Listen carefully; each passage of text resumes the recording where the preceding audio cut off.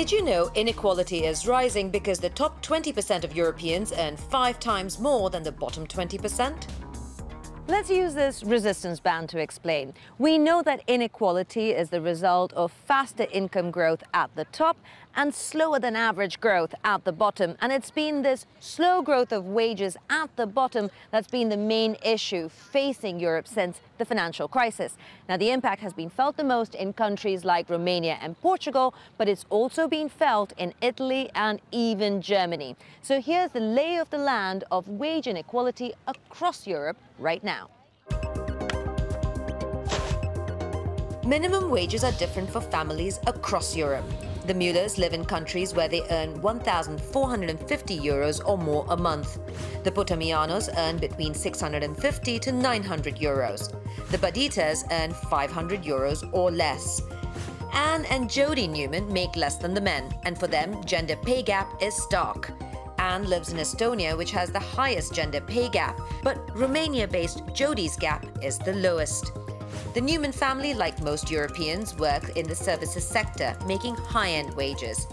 Europe's consumption-led growth means a lot of jobs created for people like Steve Newman, but at the low end of wages. So to earn more, he, like other Europeans, wants to move to another country. In Eastern Europe or some Mediterranean countries, Steve would earn less than 9,000 euros a year. In the EU 15, he'd earn more than 25,000 euros. But if he makes it to the top 1% of earners in France, UK, Germany or Italy, Steve could make more than 62,000 euros per year. Of the jobs created in Europe since 2013, almost 3 million jobs were created in what we'd call high wage category. Around 800,000 jobs were in the average wages, but around 1.5 million jobs were created in the low wage category. Now, we're seeing this trend across Europe, from countries ranging from Austria to the Czech Republic, the Netherlands, Denmark, and even Lithuania, where young people are leaving in droves to countries which can give them better incomes. So Charlotte Kahn picked Latvia to see what they're doing to increase wages to retain that oh-so-critical youth population. These young people in Riga have decided to stay, but it was not an obvious choice. In Latvia, wages are low. At €4 an hour, it's 3 times less than the average rate across the EU. Income inequality is also higher than in the rest of the Union. Therefore, the youth is leaving the country, little by little, to find better opportunities elsewhere. In January this year, the Latvian government increased the minimum wage to €430 a month, a way to help the lowest income groups, as when it comes to wages and job prospects, Latvia is a deeply divided country. If you take the measure of income, like the GDP per capita in Riga, then that would be at a level that's similar to the UK on average. And if you take the most eastern province, which is actually just 4 hours away, then the level of GDP per capita there would be like in South Africa. Unemployment in Riga, about 4 or 5%. In Latvia, about 18%. The job prospects, the career prospects, and also the income levels in Latvia are so much lower than they are in countries like the UK, Germany, France. It's becoming like a bit like the old people's country. To incite the youth to stay, the country is betting on education. Its impact on job prospects and wages is higher in Latvia than many other EU countries, hence the importance to upskill the population, especially in promising sectors like information and communication.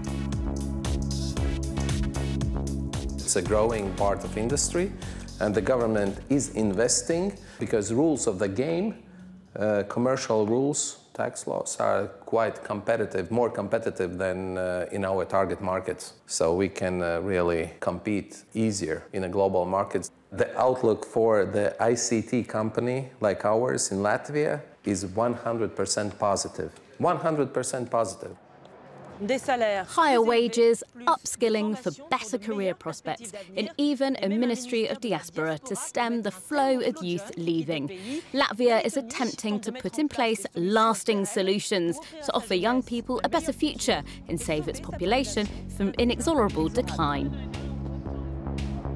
How do countries do that? I trekked off to Brussels to get European Trade Union Confederation Secretary-General Luca Vicentini's opinion. Luca, we set you a challenge to bring an object that signifies inequality to you. What are you getting? I will get this nice bicycle. I received it as the first gift after I was elected General Secretary of the ETUC in 2015. And, you know, it's the symbol of my way to equality, I will say. I have to cycle, to get to equality, and I decided to put in the basket of the bicycle my social security card in Belgium that is not something that everybody can really get and benefit from. And so let's say, it's also another symbol of the long way we have to reach real equality, even in a country well developed like Belgium in terms of social protection and social rights. Do you really think that inequality affects growth of countries? Absolutely. It destroys. It depresses productivity and competitiveness.